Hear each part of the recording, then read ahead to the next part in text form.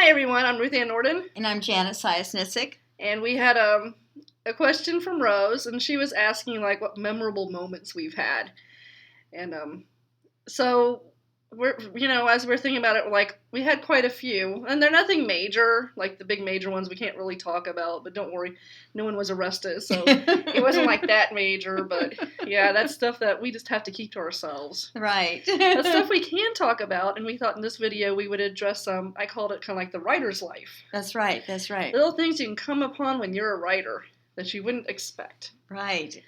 And do you want to start, or? Well, our first one was I was in a critique group, and I still am in the critique group. And this is back when I was with you. Right. And the kids were real little then, and right. she got away to go with me, and there's one writer who's a good writer, and it's not her fault, but people in the group actually worshipped her. And when we say worship, we mean like they actually did this.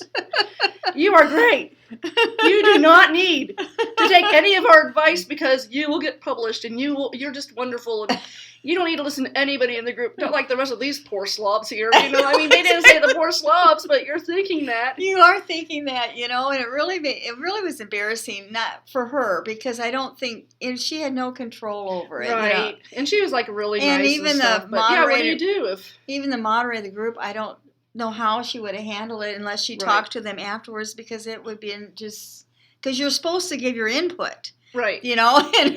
And she's giving these people were giving their input, but it just was kind of overdone. It was because it'd be like after you give your input, and then it came to that particular author, and one person would be like, usually like every week, oh, you don't need to take their advice. You're wonderful the way you are. Right. You don't need to prove on anything because you're just wonderful, But the problem with that is that everybody sitting around that room, right? Feels like a piece of crud, Well, I guess we aren't too hot, Right. So we're just like, okay. And that's a writer's life, because you often have problems with your writing, where you feel inadequate at times, and that just kind of feeds into that sometimes, especially when you're a new writer. Well, even when you're experienced, you'll find that, someone will compare you to another writer and find you lacking in some way. But, we don't all do the same thing and stuff. Right. And I think you have to put it in perspective. Yeah, back at the time, we're like, wow. Right. When someone's actually doing this. Exactly. You're like, wow, that's a moment. And our other moment, which didn't make us feel so hot either, was when we were at the Taste of Omaha. Taste of Omaha. It was really, the Friday night was really nice. We sat by the Missouri River. It was nice and kind of had a nice cool breeze. It was really pleasant. But what we experienced, and then we also did Saturday and Sunday. And we brought our books to sell. And, so people come in and they'll bring like just whatever, like crafts or books, or some people were like food and music, stuff that they were selling. It was vendors, all kinds of different vendors, but their focus was on Taste of Omaha, like food and wine. And of course, the vendors that didn't have that were, we were kind of to the side, but still, it was nice and pleasant. But wow, we had all our books sitting out there. Okay, what year do you think? What year was this? Do you remember? It was when it was a couple years ago. I always, at least like when you were going to move to Minnesota. 2012. I'm thinking. Was it summer 2012? I think summer 2012. Okay, remember when 50 Shades of Grey, like that was out in book form, before the movie and everything, and you're kind of starting to hear about it?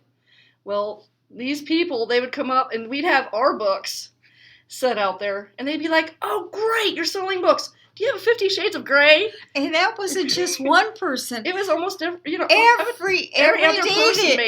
day that we were there, they all asked us, right. "Oh, I heard this on the Good Morning Show. Do you have 50 Shades of Grey?" And they'd be like, "No, we're selling our books. I know they're inferior to 50 Shades of Grey, but we couldn't sell anyone else's books. We weren't a bookstore, we weren't a publisher. We're just no. But I was surprised how many people are like, I don't know what the book is about, but I just heard about it, and someone said, "Oh, it's really good. You should go get it." So I'm like, wow, because And I really didn't even know what that book was about at that we were time. pretty naive about it too because we didn't Right. have any kind of. That's kind of when it was really taking off. Yeah, I would say and that. I just kind of heard about it and didn't know a lot about it. Right. Then So that's part of a writer's life. Oh, this book is so great. Your books, however, then they'd look at our books and you're like, oh. Yeah. Right. Well, thanks for talking to us. And another experience was that because it was outside. Mm-hmm. We didn't know that, and it's the first time I've ever did that event, and I didn't know that you could go all the way up to where we were going to be located. Oh, you could drive up to the actual there. spot. We walked. We did, all the way from the parking lot. Carrying the canopy, rolling the canopy, and all the other stuff. Had a little bit of dog poop in it, too. That was just so wonderful. Yeah, exactly. It fell on me. I was like, I think I had the table, too. I had to carry the table and all of it, and we didn't know that. And then on top of it, you had porta potties. But I brought my own toilet paper. That's what I was hoping. Because I'm like, it's just a matter of time before you run out of toilet paper. And I don't know what the other people plan to use, but I'm not going to use my hands. Just picture her going over to this porta potty and carrying the toilet paper with her. Yeah, and it's a good thing because we ran out like around 5 o'clock, and that thing ran until 9 or 10. Yeah, that thing. Oh, it was until the evening. Yeah. I don't know what those poor women did. I don't know either. Need toilet paper, but I don't know. But I brought mine, and then I brought the sanitary wipes afterwards. Right, exactly. They didn't have any running water They didn't have. Wash up That's right. But it was a fun event. I mean, it was just. Well, Sunday was hot. But that Friday and Saturday were really nice and pleasant by the river. Well, that wasn't bad, but yeah, I kind of felt really just gross and disgusting. Well, I did too. And then I went home and took a really good shower. Oh yeah, washed my clothes. Because you did feel that sitting out there all day. Well, I'm using porta potties and stuff. Yeah, after a while, it just gets to you. So yeah, we'll stop there at the writer's life, I think. Mm-hmm, I think so, and we're gonna do another couple more. The next one is traveling. Yay!